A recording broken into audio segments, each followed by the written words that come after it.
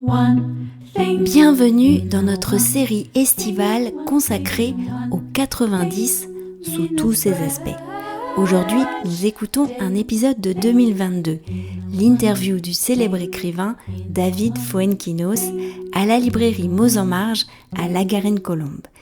Le 90 se trouve dans le thème du roman qu'il avait écrit à l'époque, numéro 2. Tendez bien l'oreille. Bienvenue sur One Thing in a French Day ou Cultivate Your French. J'espère que vous allez bien et que vous êtes de bonne humeur. Je m'appelle Laetitia, je suis française, j'habite près de Paris et je vous raconte au travers de ce podcast un petit bout de ma journée. Enfin ça, c'est d'habitude, parce que là nous sommes dans la série de l'été, les épisodes du 90, qui sont accompagnés de lettres auxquelles vous pouvez vous abonner sur onethinginafrenchday.com ou Cultivate Your French, qui propose des activités pour améliorer votre français sans stylo ni cahier. Et oui, c'est possible et c'est super efficace pour améliorer sa compréhension et aussi pour parler. N'hésitez pas à aller découvrir les lettres du podcast sur le site du podcast. Je me souviens très bien de cette interview qui avait très mal commencé. La honte totale. Vous pouvez aller écouter l'épisode précédent si vous voulez. Vous trouvez le lien dans la description de cet épisode. Bonjour David Fuenquinos, merci de répondre à quelques questions pour le podcast One Thing in a French Day. Bonjour, je suis ravi. Dans le livre dont j'ai lu la numéro 2, dont j'ai lu la première grande partie, vous parlez d'un train et qui a été emprunté par l'auteur J.K. Rowling. Et vous-même, je crois que vous aimez beaucoup prendre le train. Est-ce que l'idée de ce roman, moi que je trouvais extra, vous l'avez eu dans un train ?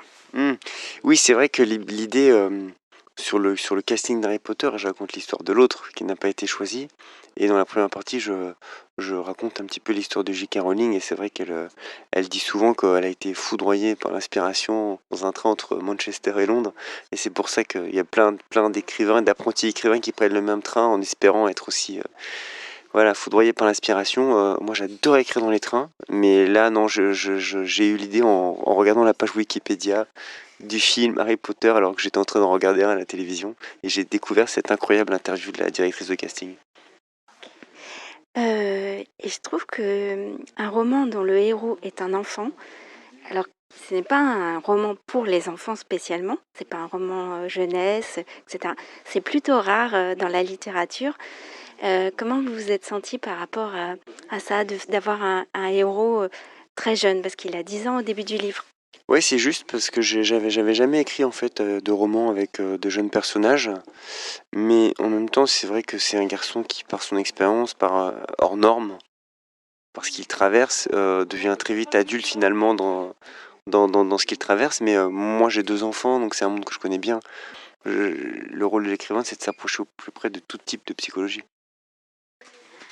Ce que j'ai adoré aussi, c'est cette plongée dans la fin des années 90, quand il n'y avait pas le téléphone portable, etc. L'arrivée de l'Eurostar, les échanges avec Londres, Paris, etc. Est-ce que vous avez pris un plaisir particulier à aller dans ce passé qui n'est pas si lointain, mais en même temps qui est tellement différent de l'époque que nous vivons aujourd'hui ? Ça me renvoie à ma propre jeunesse. Moi, c'est vrai qu'ils se rencontrent dans un concert de Cure. Ça, c'est mon adolescence. Totalement, le monde a tellement changé. En fait, il y a une lenteur, il y a une façon d'appréhender les choses qui n'est pas du tout la même. Et ça, c'est vrai que j'avais envie de raconter. Au début du livre, les années 80, 90, même sans les réseaux sociaux, sans tout ce qui peut faire que notre vie a été bouleversée. Est-ce qu'en tant qu'écrivain, à force d'écrire, on se trouve aussi ? Je pense que c'est le contraire. Plus on écrit, plus on est dans l'introspection, plus on se perd, moins on se comprend. C'est une psychanalyse à l'envers. Merci beaucoup. Merci à vous. One Thing in a French Day et Cultivate Your French, c'est fini pour aujourd'hui. Je vous retrouve bien vite pour un nouvel épisode de podcast. À bientôt, au revoir. In a French Day.